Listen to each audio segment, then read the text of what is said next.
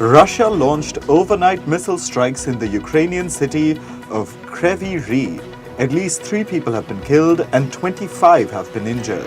A 5-story residential building has also been destroyed. On Tuesday morning, air raid sirens blared across Ukraine.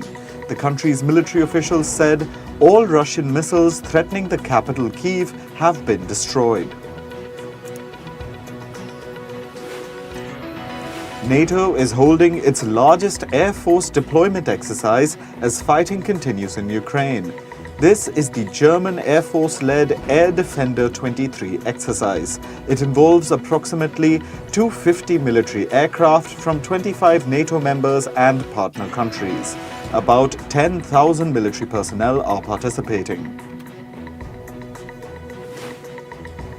French President Emmanuel Macron welcomed German Chancellor Olaf Scholz and Polish President Andrzej Duda in Paris on Monday. The 3 European leaders met for the Weimar Triangle Summit. They discussed ways in which the triad could provide more weapons and assistance to Ukraine. The Weimar Triangle is a 30-year-old summit held between France, Germany and Poland. U.S. Secretary of State Antony Blinken said that Washington was working on getting consular access in Moscow to detained American Michael Travis Leak. Remember, the American was arrested in Russia on Monday on allegations of running a drug racket. If found guilty, Leak could face up to 12 years in a Russian prison.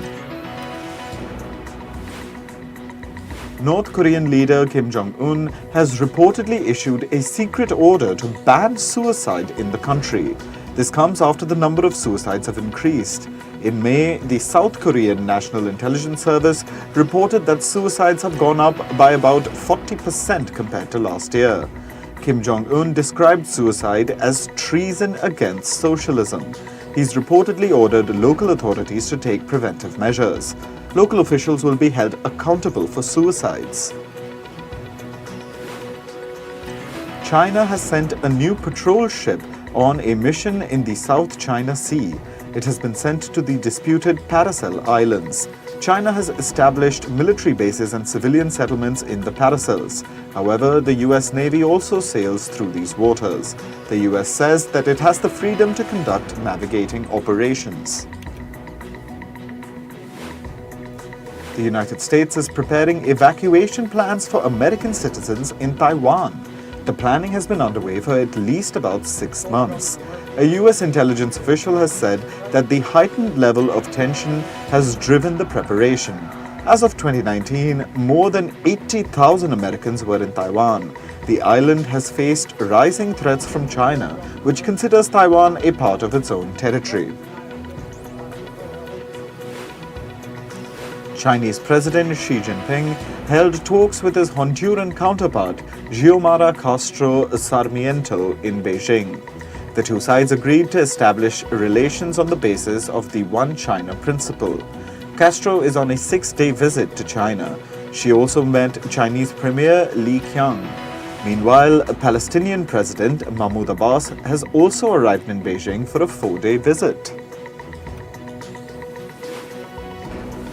Former US President Donald Trump has arrived in Miami for a trial. He faces criminal charges for unlawfully keeping national security documents. He's also accused of lying when officials tried to recover the sensitive documents. Trump has said that he is innocent and wants to continue his campaign for the 2024 presidential election. Iranian President Ibrahim Raisi kicked off his tour of Latin America from Venezuela's capital, Caracas. Raisi met Venezuelan President Nicolas Maduro on Monday. The 2 leaders vowed to increase bilateral trade from $3 billion to $20 billion. Raisi and Maduro also signed a deal to expand their cooperation in petrochemicals. Pakistan's petroleum minister has said that the country used China's yuan to buy discounted oil from Russia. This was the first government import of Russian crude oil by Pakistan. The purchase consists of 100,000 tons of crude. About 45,000 tons of crude has been docked at Karachi port, while the rest is on the way. Police in Australia's New South Wales is investigating a bus crash in which at least 10 wedding guests were killed. They said that the bus driver was driving too quick. Survivors say that the driver called for passengers to fasten their seatbelts just moments before the crash. The driver has been charged with 10 counts of dangerous driving. However, he has been granted bail. About a third of the population in the UK is convinced that the COVID-19 pandemic was a hoax. A survey has revealed that Britons feel that COVID-19 was the government's plot to control the lives of people. Meanwhile, over 200,000 lives were lost in the UK due to COVID-19. Poland is set to challenge the European Union's climate laws. Warsaw will try to overturn laws including the EU's combustion engine phase-out. An appeal will be made before the bloc's top court. The EU had passed a law that bans the sale of new cars powered by fossil fuels from 2035. The law passed despite facing opposition from Warsaw. Pakistan is bracing for cyclone Biparjoy. Weather authorities say that Biparjoy has strengthened to become a powerful cyclone. It could make landfall this week. Dozens of coastal districts in the Indian state of Gujarat are also likely to be affected.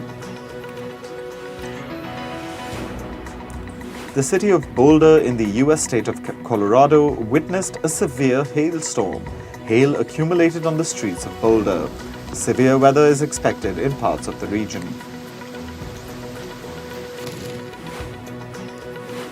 The Caribbean island nation of Cuba is witnessing intense storms. 3 people have been killed and thousands have been displaced.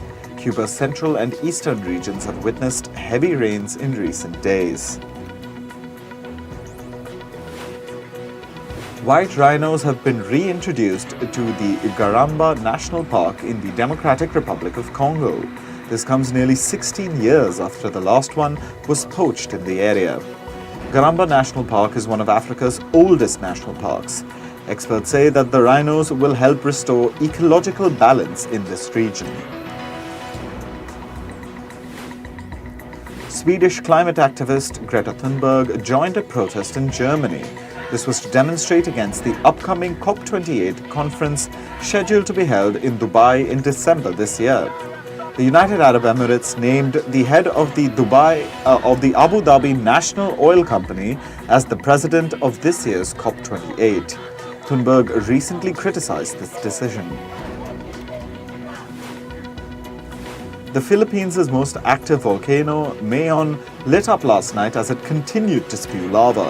The volcano also caused earthquakes. Experts have warned of a potential explosion. This particular volcano has erupted more than 50 times in the last 4 centuries. Reports say that the Japanese conglomerate SoftBank is planning a fresh round of layoffs. This will be in its Vision Fund unit. It is the world's largest technology-focused investment fund. The job cuts will affect up to 30% of its staff in the unit. In the recent months, the company has seen the valuation of its portfolio go down. This is amid sharp interest rate hikes and rising US-China tensions. US-based education company Chegg will cut 80 positions. This will affect about 4% of its workforce. This comes at a time when students are turning to artificial intelligence chatbots like ChatGPT for tutoring assistance. Meanwhile, Chegg is incorporating AI into its brand. It's pushing more students to use its automated tutor interface, Cheggmate. Sports news website The Athletic will also lay off nearly 20 reporters. This will affect about 4% of its journalistic staff. The company has said that an additional 20 positions will be reshuffled. The Athletic is owned by US-based news company The New York Times. Sergio Ermotti, the CEO of Swiss giant UBS, has confirmed that around 10% of Credit Suisse employees have left. This means nearly 5,000 employees have resigned from the bank.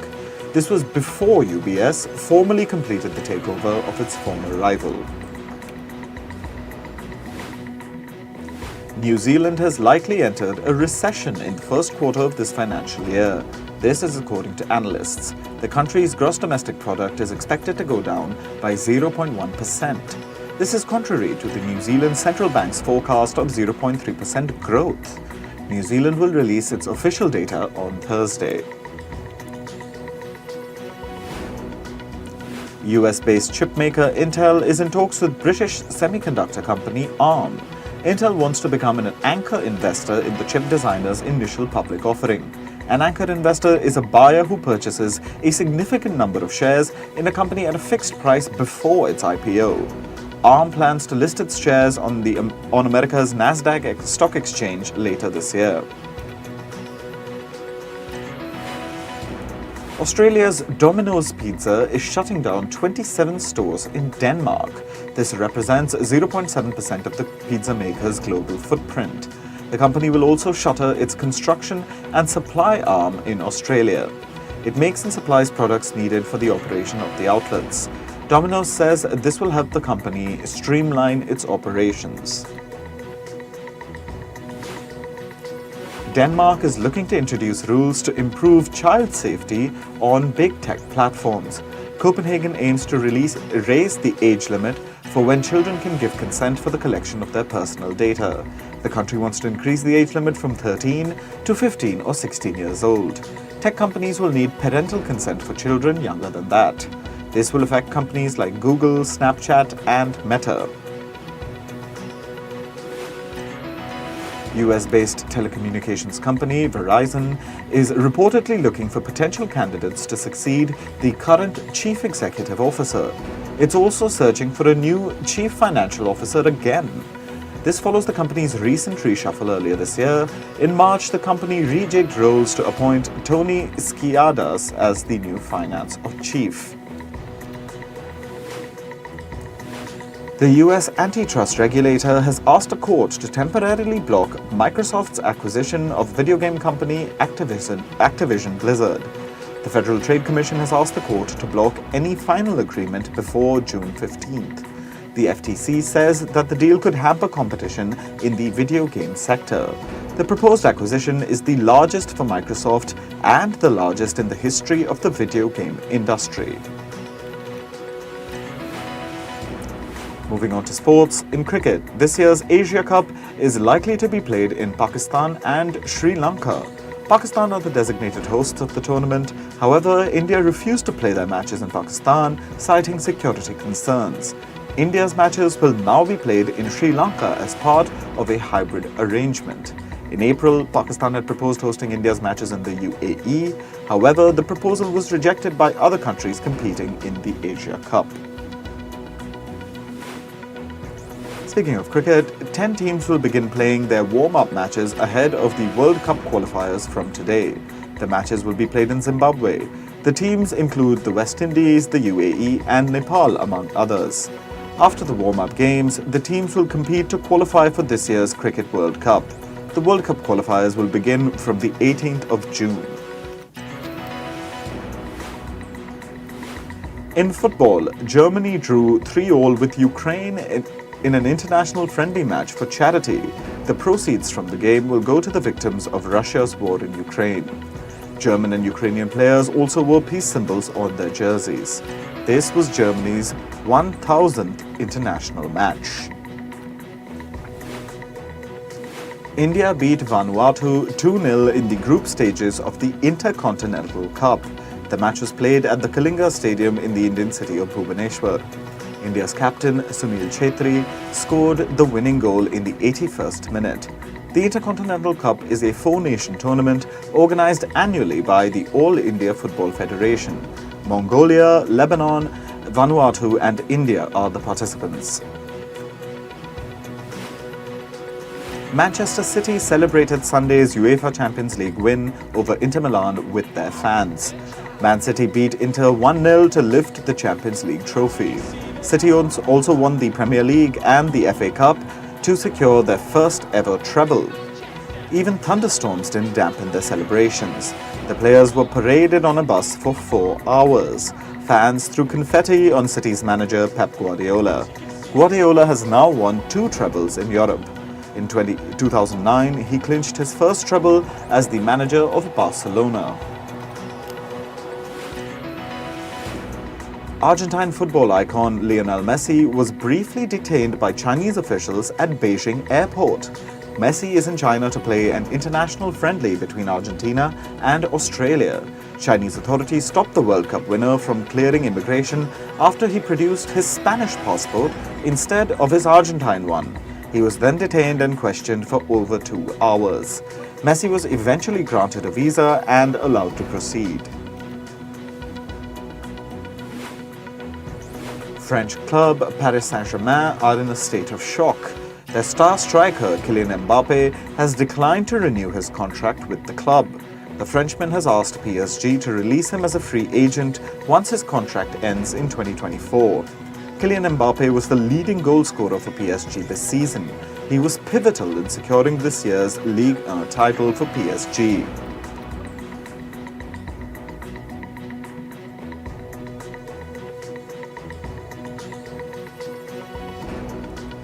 La Liga giants Real Madrid are in the process of rebuilding their squad after the exit of high-profile striker Karim Benzema.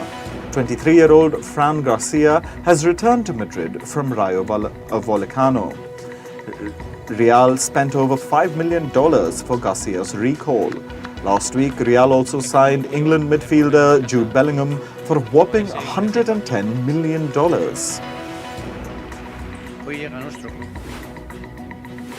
In basketball, Denver Nuggets scripted history by clinching their first ever NBA championship title.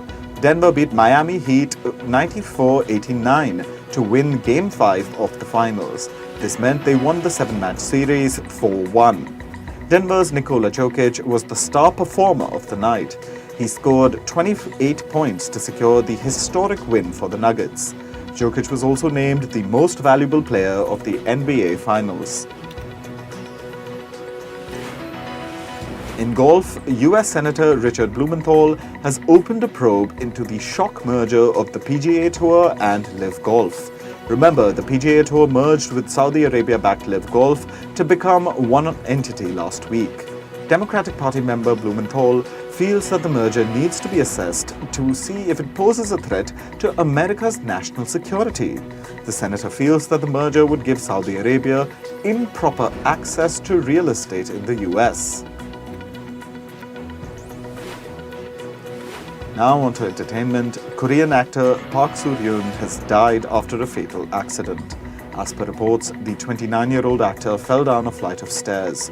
She was declared brain dead upon arrival at the hospital. Her family has decided to donate her organs. K-pop band Drippin will hold their first ever Korean fan meet in Seoul. The meeting will take place on the 2nd of July. The band earlier held a fan meet in Taiwan. They also held a fan party on the global fandom social network platform Universe.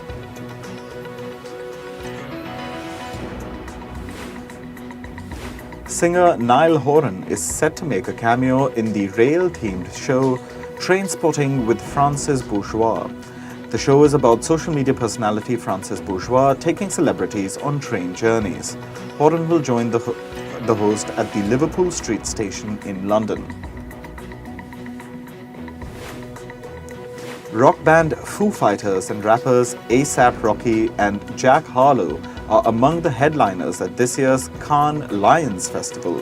They'll be joined by rapper will.i.am and rock band Florence and the Machine. The festival will take place between the 19th and the 23rd of June.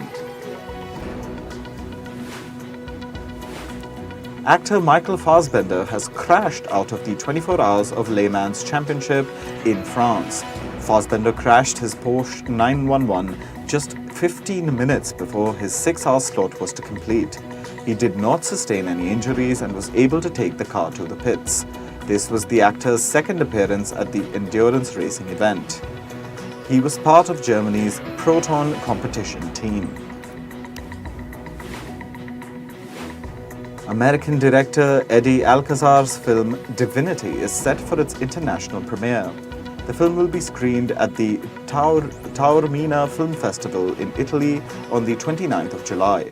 Actors Bella Thorne, Carucci Tran and Miosis Arias will be present for the premiere. Production on the Marvel series Daredevil Born Again has been halted amid the Writers Guild of America strike. Shooting for the new season of the show was supposed to take place at New York's Silver Cup East Studios. The location, however, has been the main picketing area for the striking writers. Supermodel Naomi Campbell will be honored at Holyrod's annual Design Care Gala. She'll be given the inaugural Jacqueline Avant Holyrod Humanitarian Award. Holyrod is a foundation that helps raise awareness and resources for autism and Parkinson's disease. Game show Wheel of Fortune's host Pat Sajak will be retiring after the end of its 41st season. The new season will begin in September. Sajak will continue as a consultant on the show for 3 more years. The 76-year-old joined the show in 1981. It won him 3 Daytime Emmy Awards for Outstanding Game Show Host. Author Elizabeth Gilbert is pulling her next book from the release calendar after facing a backlash for its setting in Russia. Gilbert, who's also the author of the book Eat, Pray, Love, received criticism from Ukrainians. The novel, titled The Snow Forest, is set in Siberia. It was originally scheduled to release in February 2024.